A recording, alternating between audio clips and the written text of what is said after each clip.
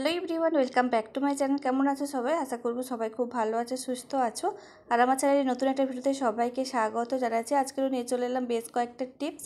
আশা করছি আজকে প্রত্যেকটা টিপস তোমাদের অনেক কাজে লাগবে। টিপসগুলো ভালো লেগে থাকলে লাইক কমেন্ট শেয়ার করে দিও। আর চ্যানেলে যদি নতুন হয়ে থাকো তাহলে এই ধরনের ছোটো ছোটো টিপসের ভিডিও পাওয়ার জন্য চ্যানেলটাকে সাবস্ক্রাইব করো। ছোটো ছোটো টিপসগুলো জানা থাকলে অনেক কাজই সহজ হয়ে যায়। তো চলো দেখে নেওয়া যাক আজকের প্রথম টিপস। প্রথম যে টিপসটা আমি তোমাদের সঙ্গে শেয়ার করব, তো দেখো বন্ধুরা, কলা তো আমরা সবাই খেয়ে থাকি। কলার মধ্যে রয়েছে vitamin, fibre, protein, carbohydrate, potassium, যা হচ্ছে এনার্জি বাড়ায়, হজম ক্ষমতাও আমাদের বাড়িয়ে থাকে, হার্টেরও খেয়াল রাখে। তো তার জন্য আমরা কলা ভীষণই একটা উপকারী ফল। আর এই কলাগুলো বাড়িতে এনে বেশি দিন রাখতে পারি না, দেখবে নষ্ট হয়ে যায়। তার জন্য কী করবে, যখন পাকা কলা তোমরা বাড়িতে নিয়ে আসবে, নিয়ে আসার পরে সর্বপ্রথমে তোমরা দড়ি দিয়ে এভাবে করে দেখো, যে কোনো একটা দড়ির সাহায্যে তোমরা এটাকে কোথাও হ্যাং করে রেখে দেবে। তাহলে কলাটা অনেক দিন পর্যন্ত রেখে রেখে আস্তে আস্তে করে খেতে পারবে। তাহলে এই কলাটা কোনোভাবেই নষ্ট হবে না, অনেক দিন পর্যন্ত টাটকা থাকবে। পাকা কলা বাড়িতে আনলে এইভাবে করে হ্যাং করে রেখে দেবে, তাহলে কলাগুলো অনেক দিন পর্যন্ত ভালো থাকবে। তো চলো দেখে নেওয়া যাক আজকের পরবর্তী টিপস। পরবর্তী টিপসটা হলো কলা নিয়ে। তো দেখো বন্ধুরা, কলা কাটতে আমরা অনেকেই আছি ভয় পাই, বিশেষ করে যারা নতুন গৃহিণী তারা তো ভীষণই ভয় পায়। কারণ কলাগুলো যখন ছালগুলো ছাড়াতে যাবো, এর যে দেখো কাঁচা কলা কাটতে গেলে এর যে একটা কষ থাকে, সেগুলো হাতের মধ্যে লেগে যায়, কালো দাগ পড়ে যায়। তো তার জন্য তোমরা কি করবে, এই কাঁচা কলা যখন ছালগুলোকে ছাড়াবে, ছাড়ানোর আগে ছাল সহ তোমরা এইভাবে করে দু ভাগে ভাগ করে নেবে। তো এইভাবে করে ভাগ করে নিয়ে এই কলাগুলোকে যদি কিছু সময় নর্মাল প্লেন জলের মধ্যে ডুবে ভিজিয়ে রেখে দিই, তাহলে যখন কলাগুলোকে আমি কাটবো, তো ছালগুলো ছাড়ানোর আগে হাতের মধ্যে কোনোভাবে কালো দাগ পড়বে না। তো চলো দেখে নেওয়া যাক আজকে পরবর্তী টিপস। যখন আমরা একটু অল্প পরিমাণে আদা, রসুন, পেঁয়াজ এগুলোকে গ্রেট করতে যাই, তো তার জন্য এই ধরনের ছোটো ছোটো গ্রেটারগুলো আমরা ব্যবহার করে থাকি। আর এই গ্রেটারগুলো শেষের দিকে যখন অল্প একটু আদা, রসুন, পেঁয়াজ থেকে যায়, তখন হাত দিয়ে ঘষতে গেলে এই যে দেখো হাতের আঙুলগুলো এই গ্রেটারের মধ্যে অনেক সময় ঘষা হয়ে যায়, তো হাতে আঘাত লাগে। নখের মধ্যেও অনেক সময় আঘাত লাগে, হাতের আঙুলের ছালগুলো অনেক সময় ছিঁড়ে যায়, কেটে যায়। তো সেই জন্য কি করবে দেখো, যেটা পেঁয়াজ বা আদা, রসুন যেটাই আমরা গ্রেট করব, সেটাকে যদি এইভাবে করে একটা কাঁটা চামচের সাহায্যে গেঁথে নিই, তাহলে কাঁটা চামচটার সামান্য একটু অল্প উপরে ধরলে আর জিনিসটা যখন আমরা ঘষবো, তাহলে কোনোভাবে আর হাতের আঙুলের মধ্যে আর আঘাত লাগবে না। আর দেখো বন্ধুরা, কত সহজে গ্রেট করা হয়ে গেল, হাতের আঙুলের মধ্যে কোনোভাবে আঘাতও লাগলো না। তো চলো আজকে দেখে নেওয়া যাক পরবর্তী টিপস। তো পরবর্তী টিপসটার জন্য আমি এখানে দেখো অল্প একটা বাটি নিয়ে নিয়েছি। আর সেই বাটির মধ্যে দিলাম হচ্ছে কিছুটা অল্প পরিমাণে দিলাম হচ্ছে ভিনিগার। রান্নাতে যে আমরা ভিনিগারটা হোয়াইট ভিনিগার ব্যবহার করে থাকি, তো সেই ভিনিগারটা নিয়েছি। আর সেই সঙ্গে নিলাম হচ্ছে একটা শ্যাম্পু নিয়েছি, ক্লিনিক প্লাস শ্যাম্পু নিয়েছি। তোমরা যে কোনো শ্যাম্পু ব্যবহার করতে পারো, পুরো এক পাতা শ্যাম্পু হলেই হয়ে যাবে। তো একটা শ্যাম্পুর মধ্যে প্রায় হচ্ছে 1 চামচের মতন শ্যাম্পু থাকে, তো 1 চামচ শ্যাম্পু আমি নিলাম। তোমরা যে কোনো তোমাদের কাছে যে শ্যাম্পুটা আছে সেটাই তোমরা ব্যবহার করবে। সেই সঙ্গে নিলাম হচ্ছে বেকিং সোডা, 2 চামচের মতো নিলাম হচ্ছে বেকিং সোডা। আর এবার দেখো সমস্ত উপকরণটাকে খুব ভালো করে মিশিয়ে নেব। আর অল্প একটু জলও আমি এখানে অ্যাড করলাম।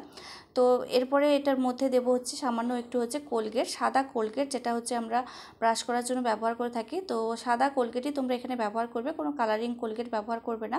তো কোলগেটটাকে খুব ভালোভাবে এর সঙ্গে মিশিয়ে নিতে হবে। তারপরে আমি একটা হচ্ছে স্প্রে বোতল নিয়েছি, আর স্প্রে বোতলের মধ্যে পুরো মিশ্রণটাকেই আমি ভরে নিচ্ছি। কারণ স্প্রে বোতলের মধ্যে ভরে নিলে না জিনিসগুলো ব্যবহার করতে অনেক বেশি সুবিধা হয়। তো সেই জন্য আমি এখানে স্প্রে বোতল নিয়েছি। আর স্প্রে বোতলের মধ্যে ভরে ব্যাস এটাকে এইভাবে করে ব্যবহার করব। তো কী কাজে ব্যবহার করব, তো সেটাই আমি তোমাদের সঙ্গে শেয়ার করছি। এর বিভিন্ন জিনিসপত্র পরিষ্কার করার জন্য আমরা বাজার ধরনের ক্লিনজার, কলিন এগুলো আমরা কিনে নিয়ে আসি, সেই সমস্তগুলো দিয়ে পরিষ্কার করে থাকি। কিন্তু এই একটা রেমেডি যদি আমরা তৈরি করে রেখে দিতে পারি, এটা দিয়ে বিভিন্ন জিনিসপত্র আমরা পরিষ্কার করতে পারবো।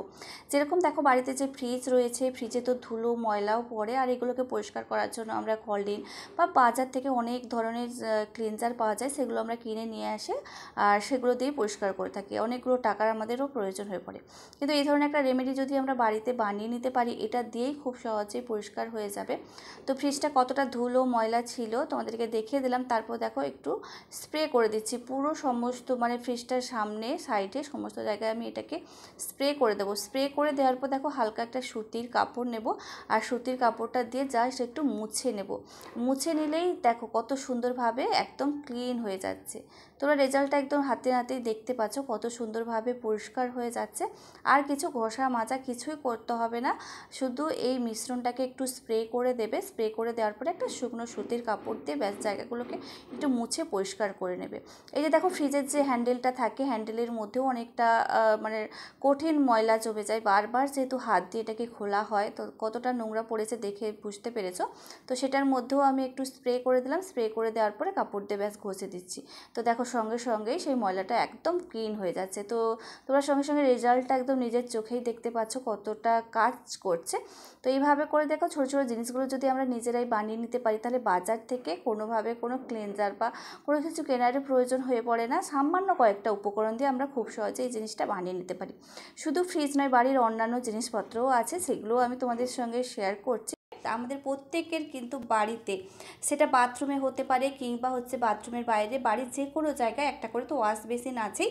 আর সেই ওয়াশ বেসিনের উপরে একটা কাঁচ আয়না বসানো আছে। তো সেই আয়নাটায় জল ছিটকে ছিটকে পড়ে, তো সেই কারণে জলের একটা দাগ বসে যায়। দেখে নিশ্চয়ই তোমরা বুঝতে পেরেছো কতটা দাগ বসেছে। তো অল্প পরিমাণেই দাগ বসেছে, যেহেতু আমি বেশ কিছুদিন আগে মানে পরিষ্কার করেছিলাম অল্প কিছুদিন আগে।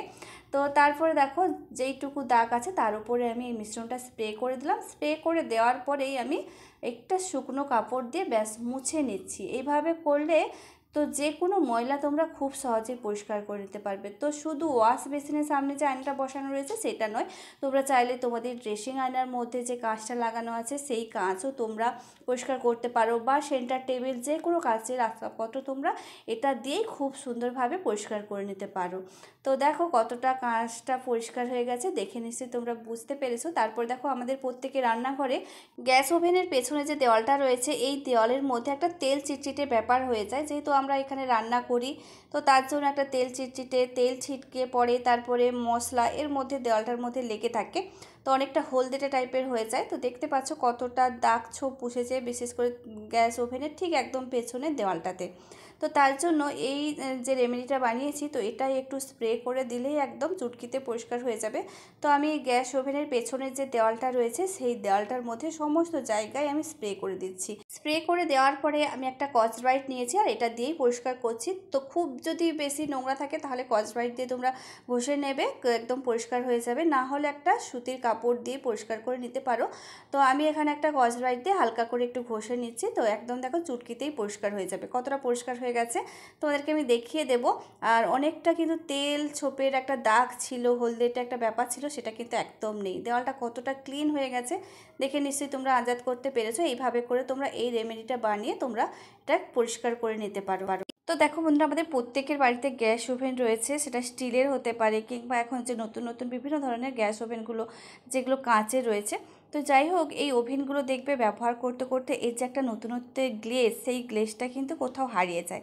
তখন একটু ম্যাদাটে টাইপের লাগে, দেখতে ভালো লাগে না। তো নতুন একটা যে গ্লেজ, সেই গ্লেজটা ফিরিয়ে আনার জন্য তোমরা ভ্যাসলিন ব্যবহার করতে পারো। তো আমি এখানে ভ্যাসলিন নিয়েছি আর দেখো কিছুটা অন্তর অন্তর আমি ভ্যাসলিনটা লাগিয়ে নিলাম। লাগিয়ে নেওয়ার পর একটা সুতির কাপড় দিয়ে মুছে নেব। শুধু স্টিলের নয়, যে কোনো ওভেন তোমরা এইভাবে করে পরিষ্কার করে নিতে পারো, একদম নতুনের মতন চকচক করবে। তো সবসময় করাটা কোনো প্রয়োজন নেই, মাঝে মধ্যে তোমরা এই টিপসটা অ্যাপ্লাই করতে পারো।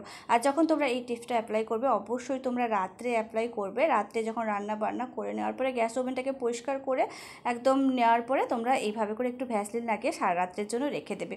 ভ্যাসলিন লাগিয়ে কখনো সঙ্গে সঙ্গে তোমরা ওভেনটাকে জ্বালাতে যাবে না।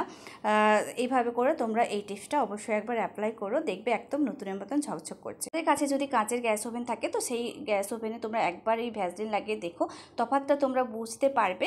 তো এইভাবে করে দেখো স্টিলের গ্যাস ওভেনটাও কিন্তু অনেকটা আগের মতন ঝকঝক করছে। তো কোন টিপসটা সবথেকে বেশি ভালো লাগলে অবশ্যই কমেন্ট করে জানিও। তোমরা ভালো থেকো, সুস্থ থেকো, দেখা হচ্ছে তোমাদের সঙ্গে পরবর্তী এক নতুন ভিডিওতে।